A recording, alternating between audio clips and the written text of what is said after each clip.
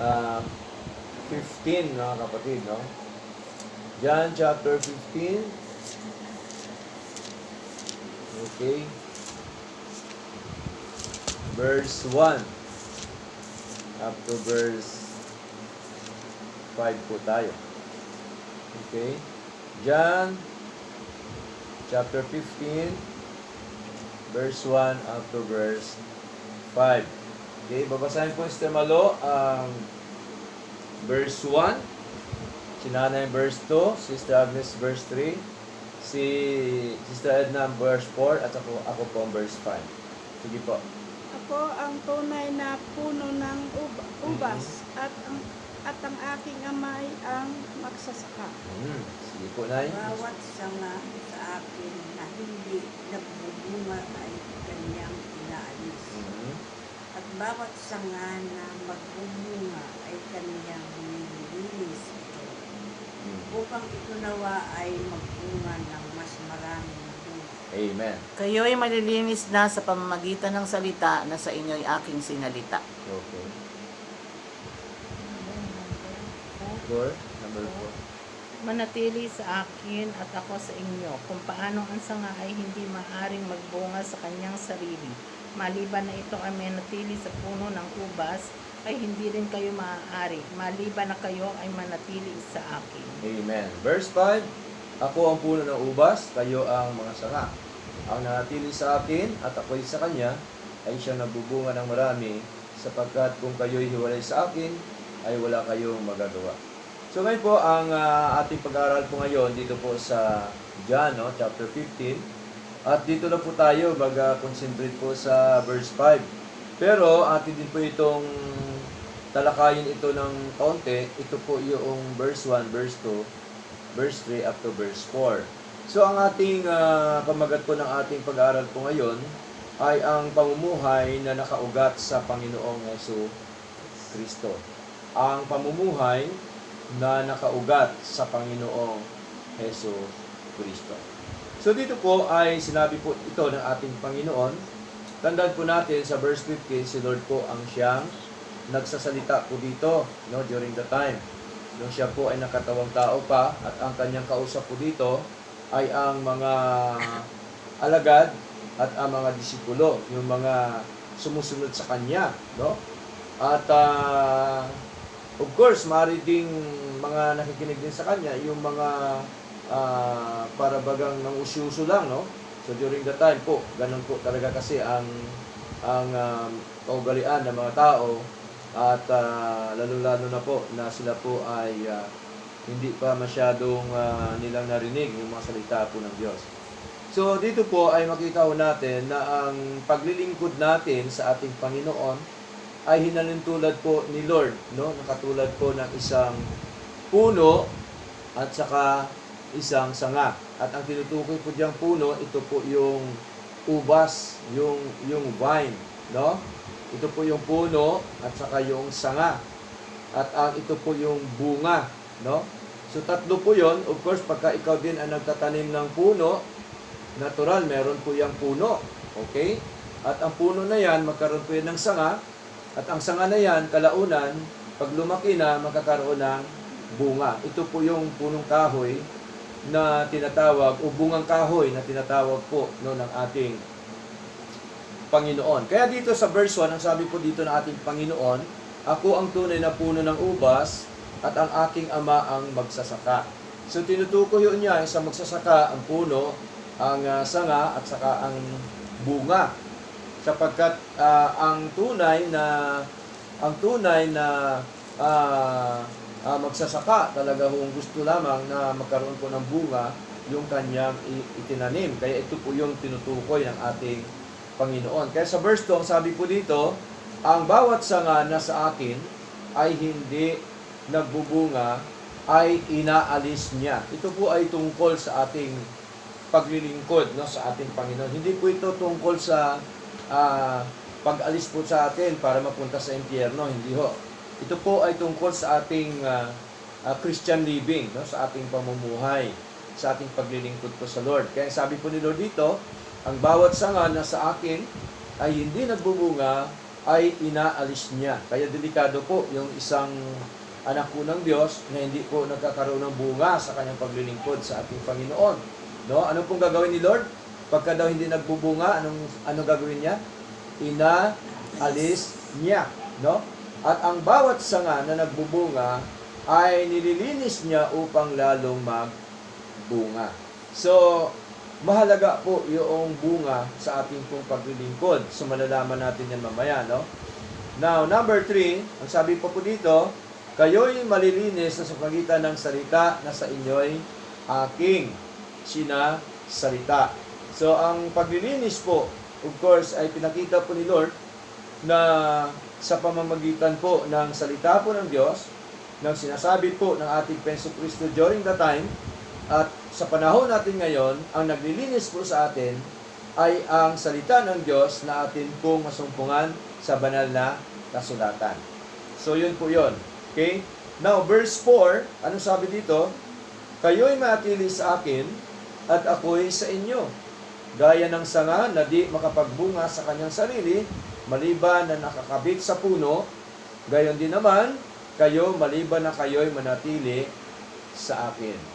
Okay? Pinapakita lang po ni Lord na ang isang sanga, kapag nananatili po yan sa puno, ay magkakaroon po yan ng sariling bunga. No? Sapagkat ang kailangan, ang sanga ay nakakabit po talaga yan sa puno. So, ganoon din po tayo sa ating paglilingkod na ito. Kailangan ay nakakabit po tayo sa ating Panginoon. Kailangan nandun po yung ating tinatawag po na connection, no, sa ating Panginoong Diyos. Hindi po pwede na wala tayong connection sapagkat delikado po na tayo po ay mawala sa paglilingkod sa ating Panginoon. Yun po ibig sabihin ng ating Panginoon. No? Kaya sabi po dito ni Lord, sa verse 4, gayon din naman, kayo'y maliban na kayo'y manatili sa akin. So, kailangan, mahalaga na tayo po ay manatili po sa ating Panginoon. Pero dito tayo mag-concentrate po ngayon sa verse 5, nang sabi po dito, ako ang puno ng ubas, kayo ang mga sanga, ang manatili sa akin at ako'y sa kanya, ay siya nagbubunga ng marami, sapagkat kung kayo'y hiwalay sa akin, ay wala kayong magagawa. So, dito sa verse 5 po, na ang pamagat po natin, ang pamumuhay na nakaugat sa Panginoon Kristo, no? Sinasabi lamang po dito ng ating Panginoon sa verse 5, no, na kung saan po ay isang malinaw na napahayag na ganap ng napag-depende ng tao sa biyaya ng Diyos. So, ibig sabihin po, sa ating paglilingkod na ito, dapat nakadepende tayo sa biyaya ng Diyos. Ibig sabihin, nakaugnay yung ating buhay, no, sa ating Panginoon, no? Hindi ito aral galing sa tao, kundi galing sa Diyos na aral, kasi si Kristo po nagsabi nito eh. Hindi ito tungkol sa pag-angat ng sarili, kundi sa pagpapakumbaba sa ilalim ng kapangyarihan ni Kristo. Kasi po, totoo naman, no? Sabi po ni Lord sa huling saknong, nang sabi ho niya na kung tayo po hiwalay sa Kanya, ay wala tayong magagawa. Kaya ang tao kailangan huwag humiwalay, no, sa ating Panginoon. Sapagkat pag humiwalay ka, wala po talaga tayong magagawa. Tama po? Na naranasan po natin yan nung tayo po ay wala sa Panginoon, talaga wala talaga tayong magagawa, no, sa buhay po natin. Ibig sabihin, ang buhay po natin ay nabubuhay lang po tayo na parang wala, blanco, no? May kulang sa ating sa ating buhay kapag hindi tayo naglilingkod po sa ating Panginoon. Okay? So, number 1, ang tinutukoy dito sa number 1, si Lord Jesus Christ ang pinagmulan ng lahat. Bakit? Sapagkat ang sabi niya dito, ako ang puno ng ubas. Siya ang puno eh. Kayo ang mga sanga. So, siya po ang pinagmulan, no, ng lahat ng mga bagay. So, naniniwala po ba tayo doon na si Lord ang pinagmulan ng lahat ng mga bagay sa buhay po natin? Siya po, no, buhay natin, lahat po yan, no, lakas natin, sigla natin, galing po yan kay Lord. Okay?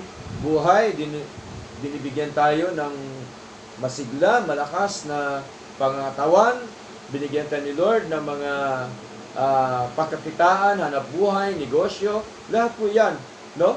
Pinagkaloob po sa atin ni Lord. Kaya tamang sabi ni Lord na ako ang puno ng ubas, kayo ang mga sanga. So tayo sanga lamang, no? Tayo ay nakakonek lamang po sa ating Panginoon. Ibig sabihin po, no? Sapagkat ang ating Panginoon, malinaw po, He is the Creator, He is the owner, He is the founder, no, ng ating buhay. Yung kabuuan ng buhay po natin, lahat po yan. Okay? Si Lord po ang siyang may-ari po niyan. Ang buhay espiritual ay nagmumula kay Kristo lamang. Ang buhay natin ay nakaugnay kay Kristo. Dapat, no? Ang buhay dapat natin nakaugnay sa ating Panginoon Kristo. Nakaugnay ba ang buhay natin kay Lord? Amen. Pagka nakaugnay kasi, nandun yung iyong pagbabasa, no? Mga salita ng Diyos, pananalangin, yung iyong pananampalataya sa Lord, ang iyong pagdalo sa gawain ng Diyos. Yun lahat po na yan, ibig sabihin, nakaugnay po yan, ibig sabihin, no? Sa ating Panginoon. Ito dapat ang katayuan ng isang tao kay Kristo, yung nakaugnay ang kanyang buhay. Ang buhay ay dapat konektado sa Diyos. Ang buhay dapat may komunikasyon sa Diyos. Ang buhay dapat nakaugnay sa Diyos. Ang buhay nakabatay sa biyaya ng Diyos. Dapat yan, nakabatay talaga yan, no? Sa biyaya po ng ating Panginoon. At tayo po'y nabubuhay dito sa lupa dahil po sa biyaya ng Diyos. Now, tingnan po natin, aklat po ng Acts, no? Chapter 17, sa kanyang mga reference po, yung katibayan na si Lord talaga ang pinakapuno sa buhay po natin. Acts chapter 17, verse 28 po, mga kapatid. Okay? Acts chapter 17, verse 28. Pakibasa, started na po, verse 28. For in Him we live and move and have our beings, as certain also of your own poets have said, for we are also His offspring. Amen. No? Sapagkat sa Kanya tayo'y nangabubuhay. Sinong Kanya? Sa ating Panginoon. No? At nagsisikilos. At meron tayong pagkatao. No? Dahil sa Panginoon, naging tao tayo eh. Tama po? Dahil sa Diyos, nandito tayo ngayon. Nagaya naman ang sinasabi ng ilan sa inyong sariling mga manunula, sapagkat tayo na may sa Kanya lahi. So sa Lord po tayo, ibig sabihin. No? Ang buhay po natin sa ating Panginoon. Basahin naman natin ang John chapter 13. Okay? John chapter 13, verse 3. Okay? John chapter 13, verse 3. Up to verse 4.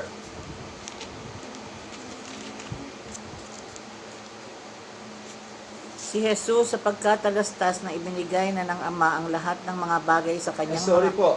John chapter 1 pala, sorry. John chapter 1, verse 3 to verse 4. Para kasing magkadikit yung 1 at 3. Ang lahat ng mga bagay ay ginawa sa pamamagitan niya, at alinman sa lahat ng ginawa ay hindi ginawa kung wala siya. Nasa kanya ang buhay, at ang buhay ay siyang ilaw ng mga tao. Amen. No? John chapter 1, verse 3 up to verse 4, no? Malinaw po yan. Ang lahat ng mga bagay ay ginawa sa pamamagitan niya. Sinong niya? Ng ating Panginoon Kristo. At alinman sa lahat ng ginawa ay hindi ginawa kung wala siya. So, ibig sabihin ko, ay noon pa man, nandoon na po siya, mga kapatid, kasama na po siya ng Diyos Ama. Siya po yung salita, no? Verse 4, sabi po dito, nasa Kanya ang buhay, at ang buhay ay siyang ilaw ng mga tao. So, sa atin, pinagkaloob ni Lord, yung buhay sa atin pong paglilingkod po sa Kanya mga minamahal. Kaya yun po ang number 1, mga kapatid, si Lord Jesus Christ ang pinagmula ng lahat. Sapagkat ang sabi po niya, ako ang puno ng ubas, kayo ang mga sanga. Verse 2, ang panatili ay bunga ng biyaya ng Diyos. No? Ang panatili po natin sa Lord, ito po ay naging bunga ng biyaya ng Diyos sa buhay po natin. Sapagkat ang sabi po niya dito sa John chapter 15 verse 5, ang nanatili sa akin at ako sa Kanya. No? Ito ay isang deklarasyon ng Diyos sa Kanyang anak, nanatili sa Kanya at siya din na nanatili. Ang pananatili ay isang pagsunod sa Diyos. Ang pananatili ay bunga ng pakipag-isa kay Heso Kristo. No, yun po ang ibig sabihin na pananatili natin sa Kanya. Pagsunod at pakikipag-isa, no, sa ating Panginoon. Katulad po nito na ginagawa po natin ay pakikipag-isa po tayo sa ating Panginoon.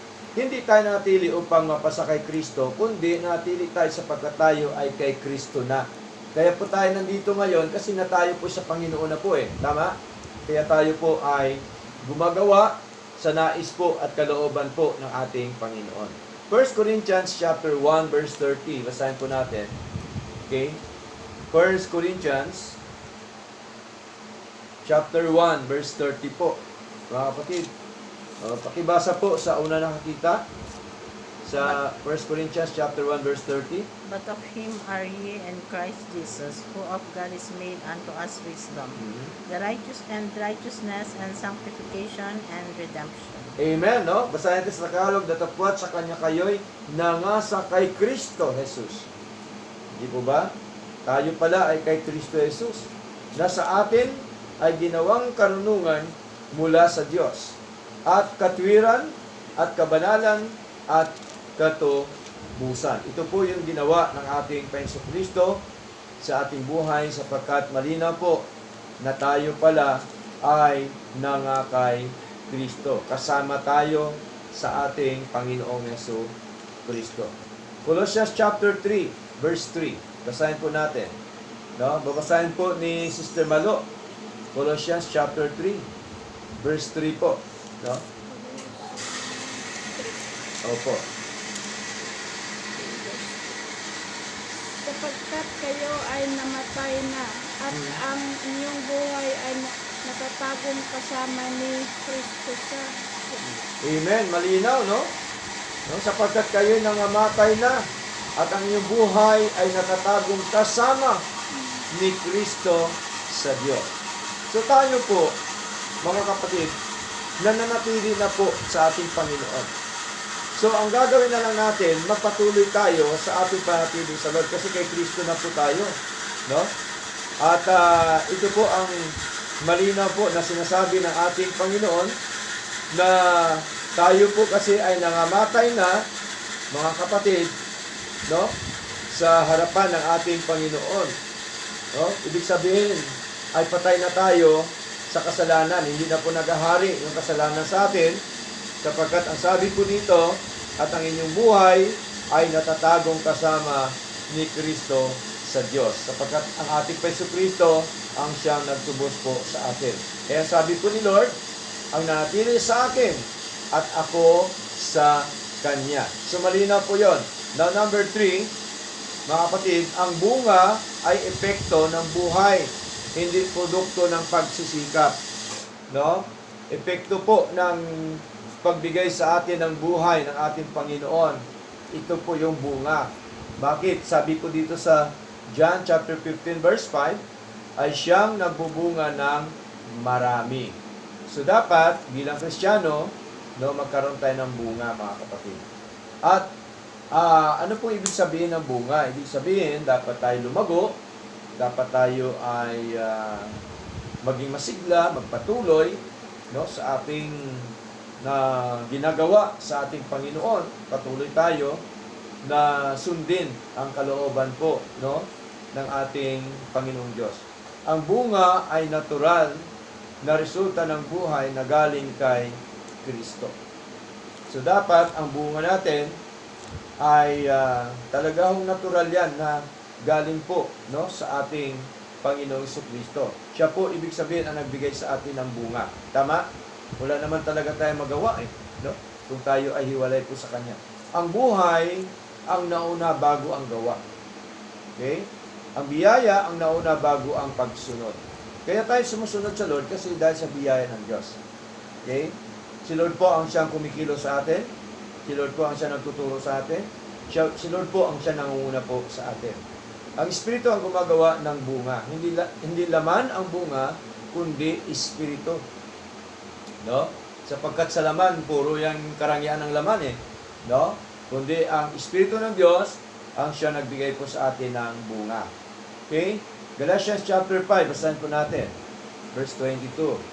Okay, babasahin po ni Nanay ang Galatians chapter 5. Okay? Verse 22 po, mga kapatid. Hanggang 23 po, Nanay. Sige po.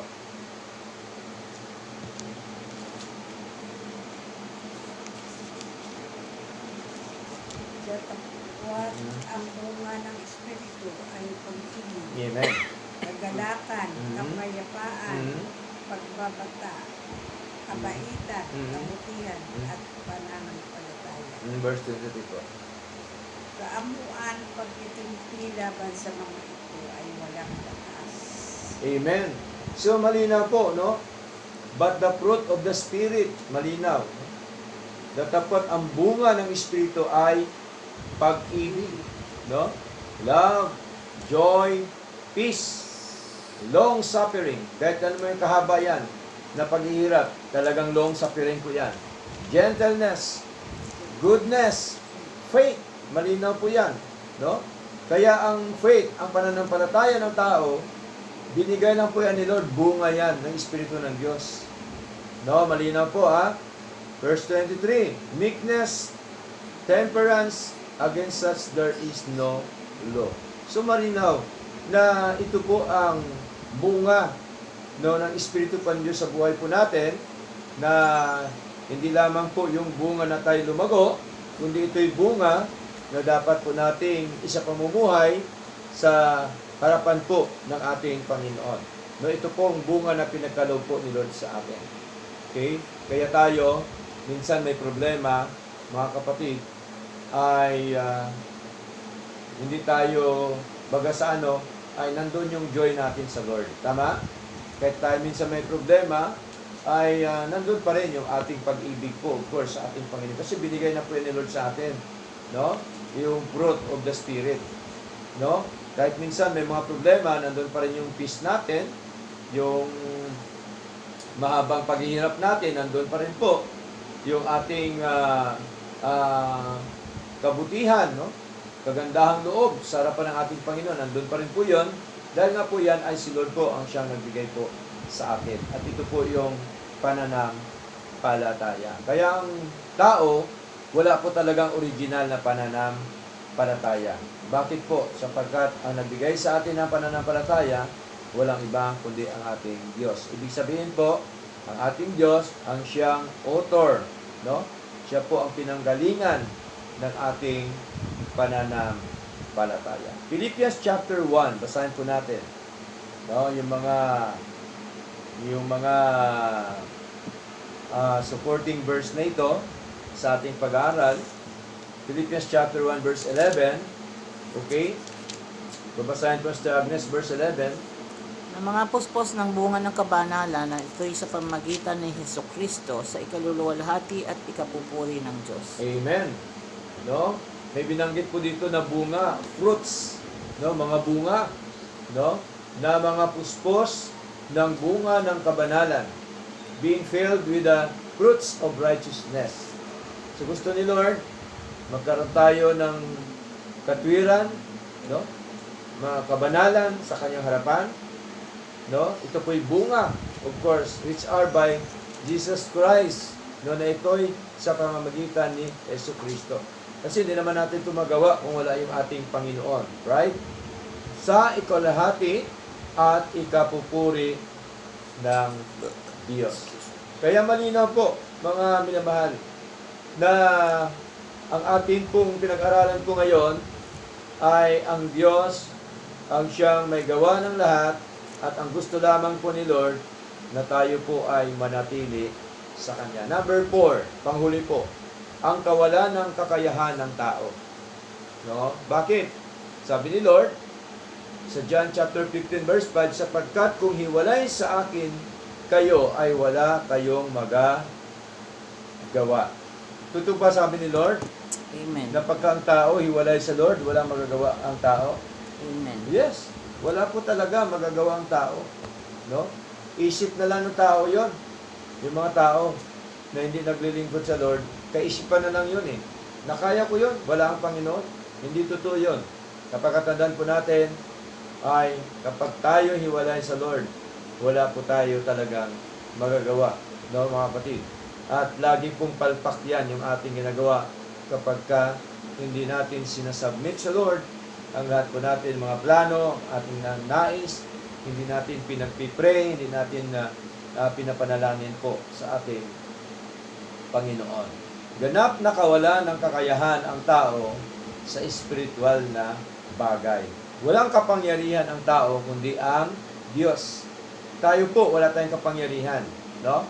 Kundi ang Diyos lamang ang siya makapangyarihan. Kaya hindi mo po pwedeng diktahan yung tao, no? Di po ba may mga panalangin? Ngayon din, Lord, kilusin nyo sila. No? Inuutusan pa si Lord. Di ba? Ngayon din, Lord. Ha? Hindi pwedeng diktahan. Hindi pwedeng diktahan, hindi pwedeng utusan, hindi pwedeng manduan ang ating Panginoon. No? Sapagkat tandaan po natin, ang kasagutan ni Lord, ayon po yan sa kanyang kalooban. Okay? So, hingin lang po natin sa ating Panginoon at ang Diyos naman ang siyang nagbibigay po sa atin. Okay? So, ano pa po? No?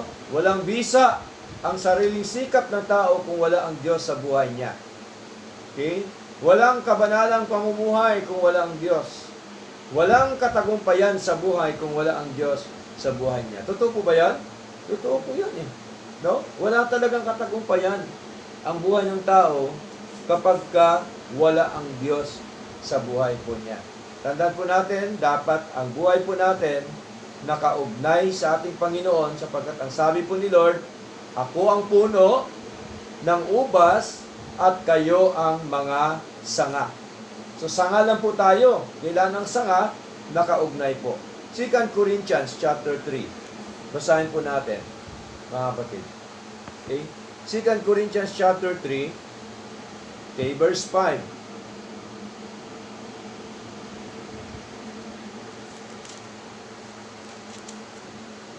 Sige po, pakibasa po. Mr. Malo, nakita mo na? 2 Corinthians chapter 3, verse 5. Sige po. Hindi sa kami ay sapat na sa aming sarili upang isipin ang anumang bagay na mula sa aming sarili, kundi ang aming kasapatan ay mula sa Diyos. Amen. So, hindi ho sa sarili niya. Maging si Pablo, naranasan po niya yan, no? Nang sabi ni Pablo, hindi sa kami ay sapat na sa aming sarili. So, si Pablo, hindi ho nagtitiwala sa kanyang sariling kapakanan. Tama? Hindi ho sapat yon, sabi ni Pablo, na bagamat po meron siyang tiwala, pero hindi sapat yung kanyang tiwala sa kanyang sarili. Ganon din dapat tayo. Upang isiping anumang ay mula sa ganang aming sarili. Sabi ni Pablo, kundi ang aming kasapatan ay mula sa Diyos. Okay? Kaya tayo naging sapat sa lahat ng mga bagay sa buhay po natin dahil po sa ating Diyos. Kaya salamat po sa Lord, no? Sapagkat sa ating pamumuhay, sa ating paglilingkod nito, lagi tayo nakakonect sa ating Panginoon, lagi tayo nakaugnay. Kaya po tayo ay sa ating bawat galaw, sa ating bawat ginagawa, of course, kasama po yung ating Panginoon. 2 Corinthians chapter 12, no? 2 Corinthians chapter 12, verse 9. Okay. 2 Corinthians chapter 12 verse 9. Si nanay po ang magbasa po. Sige po, Nay.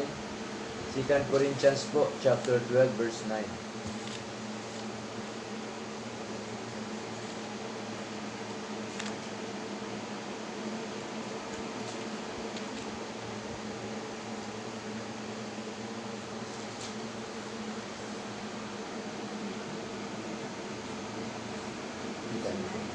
Opo, Nay. 9 po. At sinasabi niya sa akin, ang aking biyaya ay sapat para sa iyo. Sapagkat ang aking kalakasan ay magpusakdal sa kahinaan. Lalong may katuwaan sa makatwid na ako ay magpuri sa aking mga kahinaan upang ang kapangyarihan ni Kristo raw ay nananahan sa akin. Amen. So, malina po, no? And he said unto me, sabi po ni Pablo, sino nagsabi sa kanya? Ang Panginoon, my grace is sufficient for thee. No? Ang aking biyaya ay sapat na sa iyo. Kaya po tayo, sa buhay po natin, ay nabubuhay dahil sa biyaya po ng Diyos. For my strength, sabi po ni Pablo, is made perfect in weakness. No? Malinaw po yan. Yung kalakasan pa rin na naramdaman ni Pablo, galing pa rin po yon sa ating Panginoon. Ganun din po sa ating paglilingkod nito. Kaya sabi po dito, most gladly therefore will I rather glory in my infirmities, that the power of Christ may rest upon me. So, ang gumagana, kumikilos, ang biyaya ng Diyos at ang kapangyarihan ng Diyos. Marinaw po yan, no? That the power of Christ may rest upon me. So, sa buhay po natin na ito, malinaw po na sa ating pag-aaral na ito ay pinakita po ni Lord, mga kapatid, na dapat po tayo ay magpatuloy at dapat po tayo ay nakaugnay po, no, sa ating Panginoon. Huwag dapat tayo humiwalay sa Lord. Right? Dapat tuloy-tuloy po ang ating paglilingkod sa Lord. Tuloy-tuloy ang ating paggawa sa gawain po ng ating Panginoon. Okay? Pangwakas po, ipinahayag ni Kristo ang isang walang hanggang katotohanan. No, sa ating binasa kanina, ang buhay ay nasa Kanya, hindi sa tao. Ang lakas ay mula sa Kanya, hindi sa laman. Ang bunga ay bunga ng biyaya, hindi ng sariling sikap. Ang tao ay walang kakayahan sa sarili. Ang laman ay walang kapangyarihan sa kabanalan. Ang pananampalataya ay walang bisa kung hiwalay kay Kristo. Baliwala din po yon kahit sasabihin mo na meron ka pananampalataya. Kaya ang sabi po ni Lord, malinaw po, ako ang puno ng ubas, kayo ang mga sanga. Ang natili sa akin at ako'y sa Kanya ay siyang nagbubunga ng marami, sapagkat kung kayo'y hiwalay sa akin, ay wala kayong magagawa. Purihin po ang ating Panginoon. Kaya